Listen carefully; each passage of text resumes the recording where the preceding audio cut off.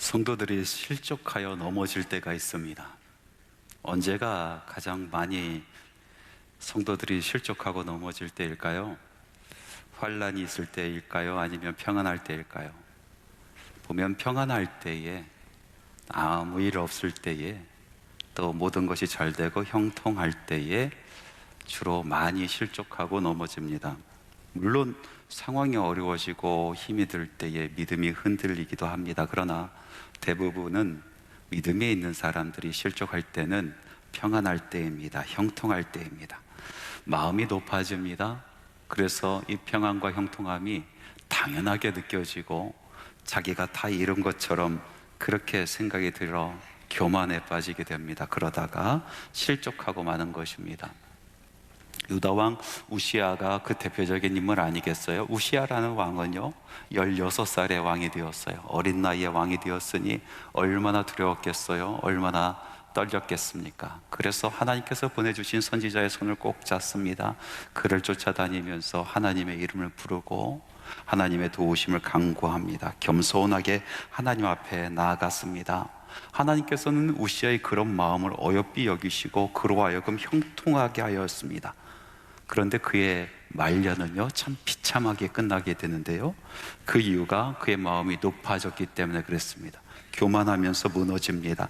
역대하 26장 16절 말씀에 이런 말씀이 있어요. 우리 같이 한번 읽어보겠습니다. 그가 강성하여짐에 그의 마음이 교만하여 악을 행하여 그의 하나님 여호와께 범죄하되 곧 여호와의 성전에 들어가서 향단에 분향하려 한지라. 그가 어렵고 힘들 때는 하나님 꼭 붙들고 다녔습니다. 그래서 하나님께서 그의 길을 열어주셨어요. 그런데 그가 강성해졌을 때 그 모든 것이 당연하게 여겨지는 거예요. 자기가 할 수 있다라고 생각이 드는 겁니다. 그래서 마음이 교만해지고 그리고 선을 넘어 버립니다. 우시아는 나중에 나병에 걸려서 궁궐에서 쫓겨나서 별궁에서 외롭게 죽음을 맞이한 것으로 아주 유명하죠. 교만은 패망의 선봉이요 거만한 마음은 넘어짐의 앞잡이니라 라고 말씀하셨습니다. 오늘 여러분들과 교만과 겸손에 대한 말씀을 같이 나누려고 합니다. 오늘 읽은 말씀에 보니까 바울이 고린도 교회에게 쓴 편지 중에 일부분의 말씀입니다. 광야에서 낙오됐었던 사람들이 있습니다. 하나님의 은혜로 출애굽하여 광야에서 하나님의 은혜로 살아갔었던 사람들이에요. 그런데 그 사람들이 하나님께서 약속하신 약속의 땅으로 들어가지 못하고 그만 실족합니다. 낙오되고 그곳에서 멸망합니다. 그 이유가 무엇인가 보았더니 그들이 우상 숭배하였기 때문에, 음행하였기 때문에, 그리고 하나님을 향하여 원망하였기 때문이다라는 이야기입니다. 이야기를 하면서 사도 바울은 고린도 교회 성도들에게 이런 권면을 합니다. 광야에서 멸망받았었던 그 사람들과 당신들이 아무런 관계가 없다라고 생각하지 마십시오. 그 멸망받은 이야기가 내 삶 가운데는 일어나지 않을 거다라는 생각을 하지 마십시오 라고 권면합니다. 그리고 10장 12절 말씀에 이렇게 결론을 짓습니다. 그런즉 선줄로 생각하는 자는 넘어질까 조심하라. 자기 인생이 아무런 문제가 없고 나는 잘 서 있다, 믿음 위에 잘 서 있고 우리 삶은 전혀 흔들리지 않는다라고 생각하는 그 순간 넘어질까 조심하라 라는 말씀인 것입니다. 믿는 사람들을 넘어지게 하는 교만이라는 것이 있습니다. 이 교만은 어떤 마음일까요? 헬라어로 교만을 휘브리스라고 씁니다. 이 휘브리스라는 단어의 어원을 살펴보니까 선을 넘는 것, 이렇게 표현이 되고 있어요. 선을 넘는 것. 그래서 사람 간의 관계 속에서 지나친 자만을 갖습니다. 지나친 자만을 가져서 다른 사람의 관계 속에서 선을 넘어버립니다. 그래서 자기가 탁월하다라고 생각해서 다른 사람들을 업신여기고 무시하고 또 모욕을 합니다. 이것이 교만이라는 거예요. 하나님과의 관계 속에서도 선을 넘습니다. 그래서 마치 자기가 하나님처럼 된 것처럼 그렇게 생각을 해서 하나님의 자리에 앉아서 자기 인생의 왕이 되어버립니다. 주인 행세합니다. 이것이 휘브리스, 교만이라는 것입니다. 이 교만은요 사람을 타락하게 하는 아주 중대한 죄입니다. 이 교만에게는 세 가지 특징이 있습니다. 세 가지 특징, 첫 번째는 뭐냐면 교만은 모든 죄의 뿌리가 된다라는 겁니다. 모든 죄의 시작은 교만으로부터 시작되었다라는 것이죠. 이 교만으로 말미암아 하나님과의 관계가 멀어지고 사람과의 관계가 깨지게 됩니다. 하나님께서 아름다운 천지를 창조하시고 우리에게 맡겨주었은 후에 이 세상에, 이 아름다운 세상에 죄악이 들어온 첫 번째 사건은 무엇입니까? 영적으로 봤을 때는 타락한 천사들이 하나님의 보좌를 넘보면서 죄악이 이 세상 안으로 들어오고, 육적으로 봤을 때는 아담과 하와가 자기가 하나님처럼 하나님의 자리에 앉으려고 하는 그 마음을 갖자마자 죄악이 이 세상 안으로 들어왔습니다. 하나님처럼 높아지려고 하는 그 마음, 하나님의 자리에 앉아서 모든 것 선악을 분별하여 판단하려고 하는 그 교만한 마음이 모든 죄의 시작이었다라는 겁니다. 그 죄로 말미암아 우리들은 하나님과의 관계가 멀어졌습니다. 사람 간의 관계가 깨어지고 만 것입니다. 두 번째로 교만의 특징이 뭡니까? 교만이라는 것은요, 보이지 않는 것입니다. 교만은 보이지 않습니다. 마태복음 7장 3절 말씀을 보니까 예수님께서 이런 말씀을 하고 계십니다. 어찌하여 형제의 눈 속에 티는 보고 내 눈 속에 들보는 깨닫지 못하느냐. 형제의 눈 속에 있는 티는 본다라고 말씀하셨어요. 그리고 내 속에 있는 들보는 깨닫는다라고 말씀하셨어요. 사람들의 티는 보이는 거예요. 다른 사람의 티, 그 행동, 말투, 그리고 모든 삶의 그 흠은요, 눈에 보이는 거예요. 그런데 자기 안에 있는 이 들보와 같은 그런 죄는요, 보이지 않아요. 그래서 이거는 볼 수가 없기 때문에 깨달아야 되는 거예요. 깨달아야 되는 거예요. 교만이라는 죄가 꼭 그런 죄입니다. 보이지 않습니다. 깨닫지 않으면은요, 절대로 자기가 교만한지 모릅니다. 지금 이곳에 많은 분이 계시는데요, 자기 자신을 잠깐 시간 내서 되돌아보았을 때, 아, 내가 교만하다라고 생각되는 사람은 아마 거의 없을 겁니다. 아, 이 정도면 됐지, 이 정도면 온전하게 살았지 라는 생각이 먼저 들지, 내가 교만하구나라고 첫 생각부터 그렇게 드는 사람은 없습니다. 시간을 두고 자기의 삶을 돌이켜보고 내가 무엇을 했는지, 어떻게 살아가는지, 내 마음이 어떠했는지, 내 생각이 지금까지 어떠했는지를 찾아보고 할 때에 깨달아지는 거예요. 교만은 보이지 않습니다. 깨달아야 되는 문제인 것입니다. 교만의 세 번째 특징은 무엇입니까? 교만이라는 죄는요, 마지막까지 성도들을 따라다니며 괴롭히는 죄라는 것입니다. 교만은요, 순결한 모습으로, 고상한 모습으로, 영적인 모습으로 성도들의 삶 가운데 여전히 남아 있습니다. 누가복음 18장에 보면요, 바리새인의 기도가 있습니다. 그 기도만 따놓고 보았을 때 이 바리새인의 삶은요, 순결합니다. 고상합니다. 극히 영적입니다. 흠잡을 데가 없어요. 그런데 말씀 속에서 비춰진 이 바리새인의 모습은요, 다른 어떤 사람들보다 더 은밀하게, 더 비밀스럽게 교만한 사람입니다. 그래서 기도를 많이 하면 할수록, 하나님의 말씀에 가까우면 가까울수록, 그 말씀을 매일같이 묵상하면 묵상할수록 나의 삶 가운데 경건의 삶이 항상 따라다니고 우러나면 날수록 우리는 이 교만의 죄와 끝까지 싸워야 되는 것입니다. 손줄로 생각할 때 넘어질까 조심하라. 누가 교만하려고 원하겠습니까? 예수 믿는 사람이라면, 하나님을 섬기는 사람이라면 다 겸손하기를 원하죠. 그런데 교만이란 것은요, 우리를 속입니다. 우리를 속여서 내가 교만한지 알지 못하게 만들고 모르는 사이에 교만하게 만들어버리는 것입니다. 이 교만이라는 것이 우리를 속이는 여러 가지 방법이 있는데, 그 중에서 오늘 여러분들과 두 가지를 나누려고 합니다. 꼭 기억해야 될 두 가지, 교만이 우리를 속이는 방법.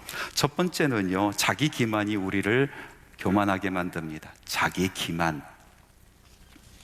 임상심리학자 솔로몬 쉰벨이라는 유명한 학자가 있어요. 그 사람이 쓴 책에 보니까 상담하려고 찾아온 이 내담자와의 어떤 일화를 그 책에서 소개하고 있었어요.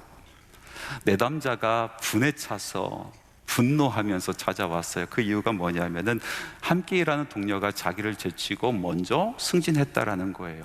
도무지 그것이 용납이 안 된다는 거예요. 너무 힘든다는 거예요. 그래서 일손이 잡히지 않습니다. 고통 가운데 있습니다.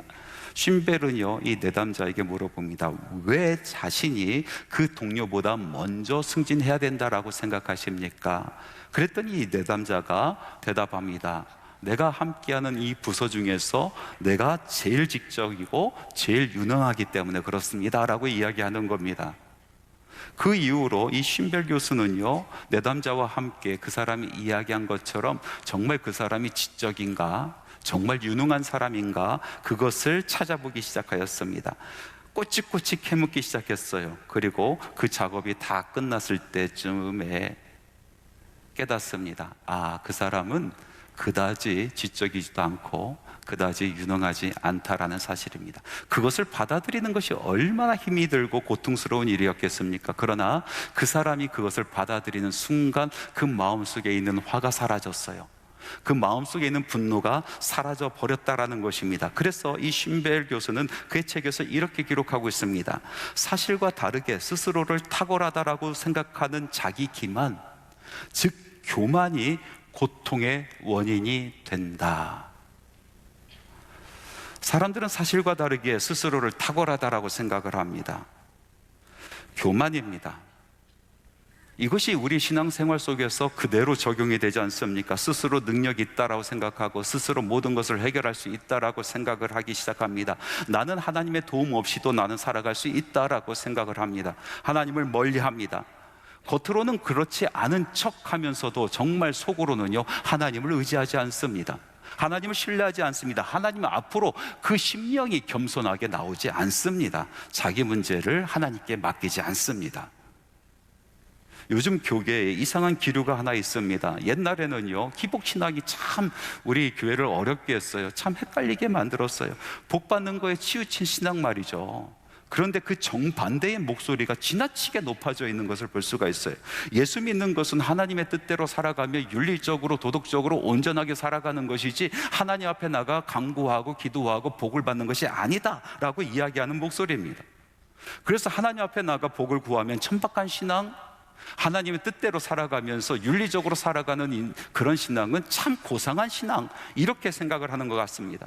자기 삶 가운데 슬픔이 있고 애환이 있고 어려움이 있고 낙심이 있고 그래서 해결하지 못하는 문제가 있어서 주께로 나와 하나님 앞에 간구하며 무릎을 꿇는 것은 무지한 신앙으로 보는 것이고, 정말 자기가 다 할 수 있다라고 생각하고, 그리고 하나님 없이도 나는 윤리적으로 도덕적으로 깨끗이 살 수 있다라고 생각하면서 하나님을 찾지 않는 그런 신앙은 고상한 신앙이라는 그런 생각을 갖고 있는 사람들이 참 많이 있습니다. 과거에 우리가 기복신앙으로 말미암아 모든 교회가 힘들었었던 것처럼 이런 신앙, 이런 믿음을 갖고 있는 것 또한 문제가 많이 있는 것입니다. 여러분, 우리는 복 없이는 살 수 없는 존재입니다. 하나님의 은혜 없이는 우리는 하루도 살 수가 없습니다. 찬양의 가사처럼, 시편 기자의 고백처럼 우리의 호흡마저도 주님께서 주시는 것입니다. 은혜입니다. 하나님의 은혜 없이 우리가 살아갈 수 있는 것이 무엇이 있겠습니까? 하나님 복 없이는 우리는 살아갈 수 없는 존재들입니다. 여러분, 기복신앙이 왜 잘못됐습니까? 기복신앙이 잘못된 것은 복을 바래서 잘못된 것이 아니라 복만 바랬기 때문에 잘못된 것입니다. 복만 받으려고 신앙생활 하기 때문에 그것이 잘못된 것이지, 복을 강구하는 것은 잘못된 것이 아니란 것입니다. 하나님께서는 만복의 근원 되십니다. 이 세상에 우리가 누리는 모든 복은 하나님께로부터 온 것입니다. 하나님께서 허락해 주신 것입니다.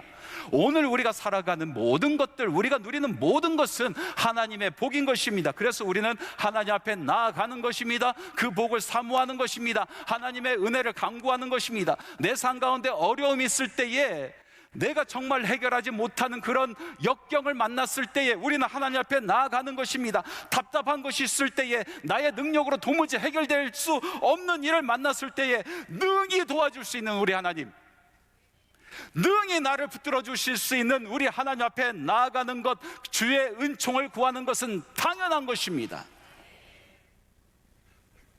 그것은 믿음의 발로입니다. 이사야 7장에 보면은요, 하나님께 구하지 않는 사람이 하나 있어요. 아주 유명한 사람이죠. 아하스 왕이에요. 유다의 왕이었었던 이 아하스 왕, 아람과 북이스라엘의 연합군이 나라를 침공해 옵니다. 큰 위기에 빠졌습니다. 어떻게 해야 될지 알지 못합니다. 그대로 있다가는 망하게 생겼어요. 그래서 하나님의 선지자 이사야가 아하스를 찾아옵니다. 그리고 이야기합니다. 당신은 이제 하나님께 간구하십시오. 하나님 앞에 기도하십시오. 깊은 골에 가서 기도하십시오. 높은 산에 올라가서 기도하십시오. 증표를 요구하십시오. 하나님 살려달라고, 구해달라고 하나님의 이름을 부르십시오. 이야기를 합니다. 그런데 아하스는 뭐라고 대답하는지 아십니까? 나는 구하지 않겠나이다. 나는 여호와를 시험하지 아니하겠나이다. 기도하지 않겠다는 겁니다. 하나님 앞에 구하지 않겠다는 거예요. 하나님께 증표를 구하지 않겠습니다. 나는 하나님을 시험하지 않겠습니다. 이야기를 언뜻 들으면 참 겸손한 말인 것 같아요. 믿음이 있는 말 같아요. 하나님께서 나에게 모든 것을 해결해 주실 것이라고 내가 믿으니 나는 굳이 하나님을 찾아가지 않겠습니다. 하나님께 구하지 않겠습니다 하는 믿음의 말인 것 같아요. 그런데 실상은 그렇지 않습니다. 나는 하나님께 기도하지 않겠습니다. 나는 하나님을 시험하지 않겠습니다 라고 이야기하면서 자기 삶 가운데서는요, 자기의 도움이 어디 있을까 사람들을 찾아가면서 발에 땀이 나도록 뛰어다니는 것입니다. 아무것도 하지 못하는 우상에 자기 손이 발이 되도록 빌고 있는 것입니다. 우리들의 삶 아니겠습니까? 하나님 앞에 나아 간구하지 않으면서도 사람들의 도움을 위하여, 또 다른 구원의 손길을 위하여 모든 것을 다하는 그런 모습. 여러분, 하나님께 간구하지 않는 것은 영적인 문제가 있는 것입니다. 바로 교만이라는 것입니다. 자기 기만, 그 자기 기만이 심령 깊은 곳에 꽉 박혀 있는 것입니다. 자기가 할 수 있다라고 생각해요. 삶에 문제가 있는데도 하나님 앞에 나가지 않겠다는 것입니다. 자기는 고상한 신앙 갖겠다는 거예요. 하나님의 뜻을 이루면서 살아가는 고상한 신앙 갖겠다는 거예요. 하나님 앞에 무릎 꿇고 나가, 하나님 나를 구원하여 주옵소서, 나를 도와주옵소서, 나와 함께하여 주옵소서 기도하지 않겠다는 것입니다. 자기는 고상한 신앙, 하나님을 시험하지 않는 신앙을 갖겠다라는 것. 여러분, 하나님 앞에서 고상한 신앙이 어디 있고 천박한 신앙이 어디 있겠습니까? 우리 모두는 하나님 앞에서 어린 양과 같습니다. 우리가 아무리 고상해봤자 하나님 앞에서 무엇이 고상하겠습니까? 우리가 아무리 천박해봤자 하나님 앞에서 무엇이 천박하겠습니까?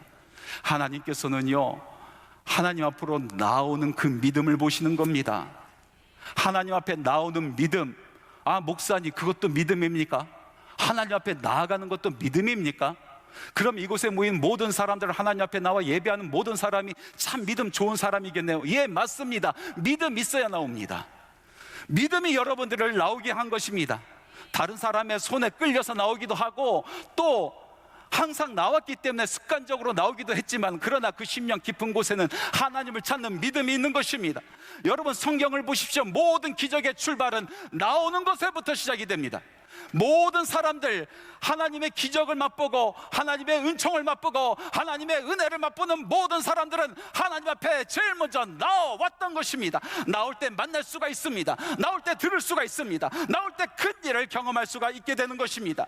하나님께서 오늘도 말씀하여 주셨습니다. 환난 날에 나를 부르라. 내가 너를 건지리라. 내가 나를 영화롭게 하리라. 삶에 문제가 있습니까? 어려움이 있습니까? 고통이 있습니까? 여러분, 하나님 앞으로 나오십시오.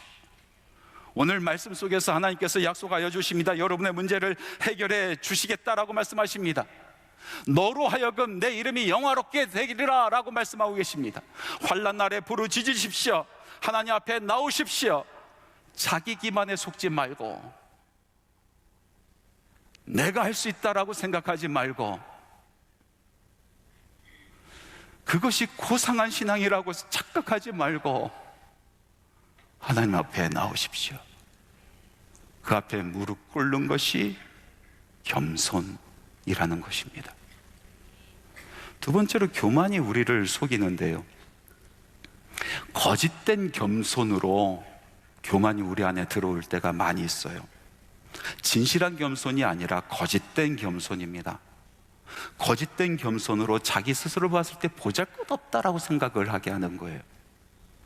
그 낮은 자존심, 그 낮은 자존감으로 말미암아 이것이 다른 사람 앞에 교만으로 표출이 됩니다. 미국의 지성 C.S. 루이스라는 사람이 여러 책을 썼지 않습니까? 많은 사람들이 사랑하는 작가입니다. 그런데 그가 쓴 책 중에서 유명한 책 스크루테이프의 편지라는 책이 있어요. 총 31개의 편지였어요. 그 중에서 14번째 편지가 교만에 대한 편지인데요, 이 교만에 대한 이야기를 하면서 참 재미난 표현을 합니다. 거짓된 겸손이란 표현이며, 거짓된 겸손. 내용은요, 늙은 마귀가 젊은 마귀에게 여러 가지 크리스찬들을 넘어뜨리고 실족해 하는 조언을 하는데요, 이렇게 써 있습니다. 제가 한번 읽어볼 테니까 여러분 눈으로 따라 읽어보시기 바랍니다. 그러니 너는 환자가, 여기서 환자는 크리스찬입니다. 마귀의 눈으로 봤을 때 우리 모두 환자로 보이는 거예요. 여러분, 세상의 눈으로 봤을 때 지금 이 시간에 이곳에 앉아서 멀뚱멀뚱 예배드리고 앉아있는 모습은 다 환자처럼 보이는 거예요. 마귀가 그래서 환자가 표현합니다. 환자가 겸손의 진정한 목적을 보지 못하게 해야 한단다.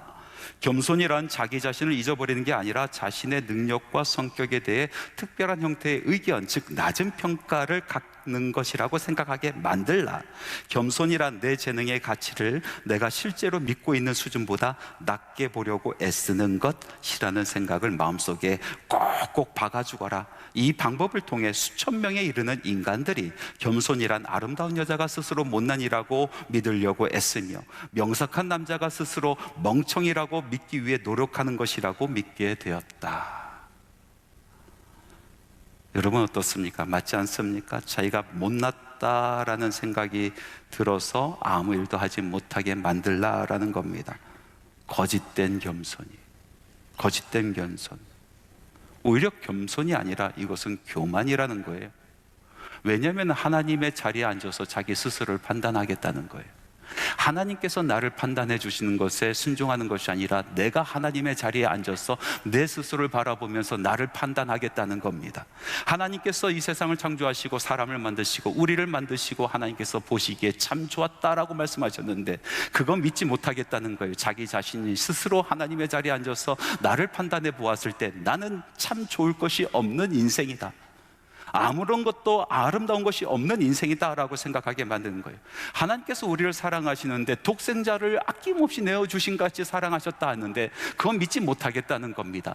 내가 하나님의 자리에 앉아서 내 자신 스스로를 판단했을 때 나는 사랑받을 것이 아무것도 없는 인생이라고 생각하게 만드는 것입니다. 못난이로 여기게 만드는 것입니다. 하나님의 자리에 앉은 그곳에 앉아서 스스로를 왜곡되게 바라보는 것 또한 또 다른 형태의 교만이라는 것입니다.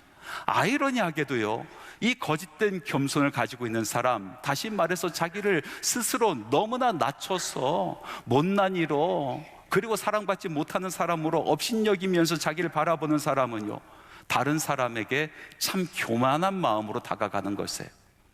여러분, 가정폭력의 실태를 조사하는 것을 읽어보면요, 이런 내용들이 참 많아요. 가정폭력이 왜 있냐, 그것을 일삼는 사람, 가정에서 폭력을 쓰는 사람들은요, 스스로 자신이 못났다고 생각한대요. 낮은 자존감을 가지고 있는 것입니다. 스스로 못난이라고 여기는 사람들이 아내를 폭행합니다. 스스로 사랑받을 자격이 없다라고 생각하는 사람들이 자기 자녀들을 학대하는 것입니다. 사람들은 자기를 바라보는 그 눈으로 다른 사람을 바라보는 것입니다. 그래서 자기가 못났으면 다른 사람들이 다 못났다라고 생각이 드는 거예요. 자기와 함께하는 배우자가 못났고 자기의 자녀들이 못나 보이고 형제들이 못나 보이고 함께 신앙하는 사람들이 모두 못나 보이는 것입니다. 낮은 자존감으로 말미암아 그래서 그 사람들을 비난합니다. 교만하다라고, 분수도 모른다고 하면서 그를 어떻게든지 끌어내리려고 하는 거 아니겠어요? 감정적으로 학대하고 이 입으로 또 학대하고 또 손으로 발로 폭행을 일삼습니다. 거짓된 겸손. 골리앗에 서 있었던 엘리압의 모습을 한번 생각해 보시기 바랍니다. 골리앗이라는 이 거대한 장수, 이 장수로 말미암아 엘라 골짜기에서 이스라엘 군대가 모욕을 당하고 있습니다. 그때 다윗이 나타나지 않습니까? 다윗이 어떤 상황인지 파악하고 나서 의분에 차서 이야기합니다. 이 할례 받지 않는 블레셋 사람이 누구기에 살아계신 하나님의 군대를 모욕하느냐. 답답해서 견딜 수가 없는 거예요. 그래서 내가 나가겠다라고 손을 들었어요. 이것을 전해 들은 다윗의 큰형 엘리압. 그 엘리압은요 다윗을 꾸짖어요. 말씀을 한번 읽어보겠습니다. 사무엘상 17장 28절에 있는 말씀인데요, 같이 한번 읽어볼까요? 엘리압이 다윗에게 노를 바라여 이르되 내가 어찌하여 이리로 내려왔느냐? 들에 있는 양들을 누구에게 맡겼느냐? 나는 내 교만과 내 마음의 완악함을 아나니 내가 전쟁을 구경하러 왔도다. 참 희한하지 않습니까? 골리앗 앞에서 한마디도 하지 못했었던 엘리압, 골리앗 앞에서 벌벌벌 떨고 있어서 고개 하나 들지 못했었던 엘리압이 다윗이 담대하게 일어나니까 이 다윗을 향하여 손가락질하고 비난하기 시작합니다. 교만하다라고. 그가 담대하게 일어나는 모습을 보고 교만하다라고 하면서 꾸짖는 모습을 볼 수가 있습니다. 그는 거짓된 겸손에 휩쓸려 있었던 사람이, 낮은 자존감을 갖고 있었던 사람이 골리앗 앞에서는 한없이 작아집니다. 골리앗 앞에서는요 메뚜기처럼 구는 거예요. 그런데 자기의 동생에게는요 왕처럼 굴어요. 군림하려고 합니다. 분연히 일어난 다윗을 끌어내려고 합니다. 손가락질합니다. 교만하다고 합니다. 그렇게 비난하는 거예요. 여러분 인생에서 실패를 겪으셨습니까? 어려움을 겪고 계십니까? 마음이 무너지셨나요? 자기를 돌아봤을 때 너무나 보잘것없이 느껴지십니까? 나는 아무것도 할 수 없는 그런 인생이다라고 여겨지십니까? 못난이처럼 살아간다라고 생각하십니까? 여러분, 하나님께서 여러분들을 세우셨습니다. 하나님께서 여러분들을 창조하시고 여러분들을 아름답다 하셨습니다. 하나님께서 여러분들을 사랑한다 하셨습니다. 여러분들을 너무나 사랑해서 하나님께서 가지고 있는 모든 것을 우리에게 주셨다 하십니다. 예수 그리스도를 우리에게 주셨습니다. 우리 예수님께서 채찍으로 맞음으로 말미암아 우리는 나음을 입었다라고 하였습니다. 우리를 고치시기 위해서 예수님께서는 채찍을 맞으신 것입니다. 예수님께서는 손과 발에 못을 박히시고 십자가에 달려 돌아가셨습니다. 무엇 때문에 그렇습니까? 우리를 온전케 하기 위해서, 우리를 죄에서 구원해 주시기 위해서 그러신 것입니다. 우리는 다시는 죄의 정죄함을 받지 않습니다. 죄에서 은혜로 우리는 옮김을 받은 인생입니다.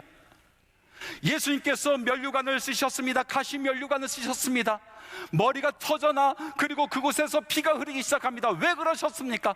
우리의 머리에 면류관을 쓰게 하기 위해서 우리 예수님께서 가시를 쓰신 것입니다. 우리를 온전케 해주셨습니다. 하나님께서 말씀하십니다. 내가 너를 사랑한다. 너는 사랑받기에 충분하다. 나의 사랑, 나의 어여쁜 자야, 나와 함께 가자. 여러분, 거짓된 겸손에 속지 마시기 바랍니다. 여러분은 하나님이 사랑하시는 분들입니다. 하나님께서 세우신 분들입니다. 하나님께서 용감한 군사로 세워주셨습니다. 어깨 피시고 담대하게 세상을 향하여, 골리앗을 향하여 나아가시기 바랍니다. 그것이 진짜 겸손인 것입니다. 사랑하는 성도 여러분, 진정한 겸손이란 것이 무엇일까요? 자기의 한계를 알고, 자기의 부족함을 알고, 연약함을 알고 하나님 앞에 나아가는 것. 문제가 있을 때 달려오십시오. 어려울 때 달려오십시오. 하나님 앞에 무릎 꿇으십시오. 주님, 나를 구원해 주세요. 주님, 나를 도와주세요. 주님, 내 손 잡아주세요. 이렇게 무릎 꿇고 하나님 앞에 나아가는 것이 진정한 겸손이요. 여러분, 진정한 겸손이 무엇입니까? 하나님께서 말씀하신 그 말씀, 내가 너를 기뻐하노라, 내가 너를 모든 것을 줄 만큼 사랑하노라. 그 사랑, 그 은혜를 가슴에 밟는 것, 그 사랑 가운데 살아가는 것, 은혜 가운데 살아가는 것, 그것이 겸손이요. 그 사랑과 은혜 부여잡고 세상으로 담대히 나가는 것, 그것이 바로 진정한 겸손이라는 것입니다. 사랑하는 성도 여러분, 선줄로 생각하는 자는 넘어질까 조심하라. 승리합시다.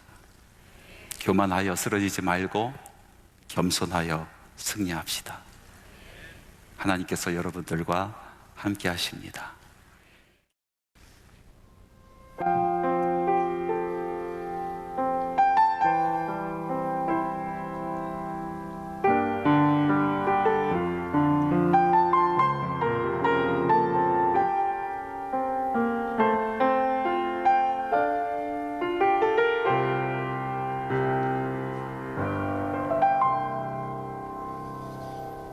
사람들은 나의 죄를 보고 주는 나의 아픔을 보내. 그들은 내게 손가락질하고 주는 나를 감싸주네.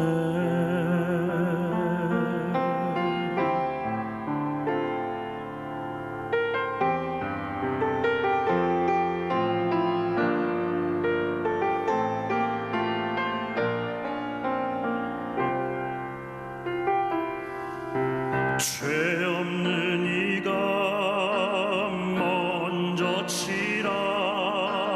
바닥에 새긴 사랑 십자가에 다시 새겨 나의 생명을 구하네.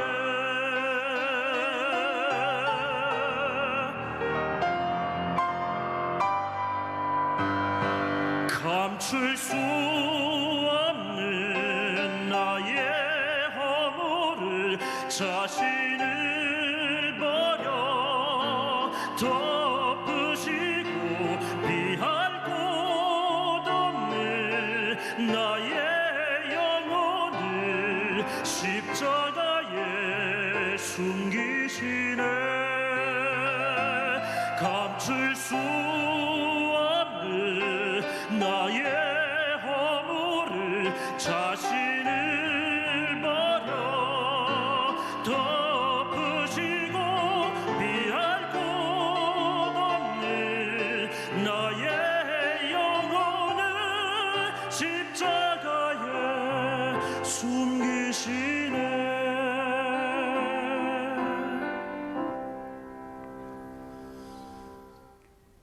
나의 수치와 죽음을 대신 당하신 주의 십자가 뒤로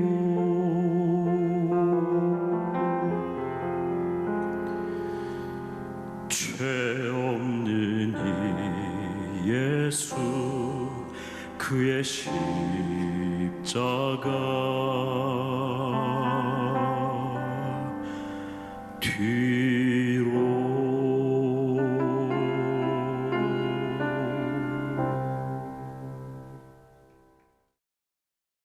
예수 그리스도의 은혜와 하나님의 사랑하심과 성령님의 교통내주 충만 역사 동행하심이 우리 하나님의 이름을 부르며 마음껏 찬양하고 예배하고 주님께서 주신 그 말씀 마음의 신비에 새겨 우리 하나님 앞에 겸손히 나가 우리 하나님 손잡고 담대하게 세상으로 나아가는 주님의 사랑하는 자녀들의 심령 위에 발걸음 위에 지금부터 영원토록 함께 하시기를 간절히 축원하옵나이다.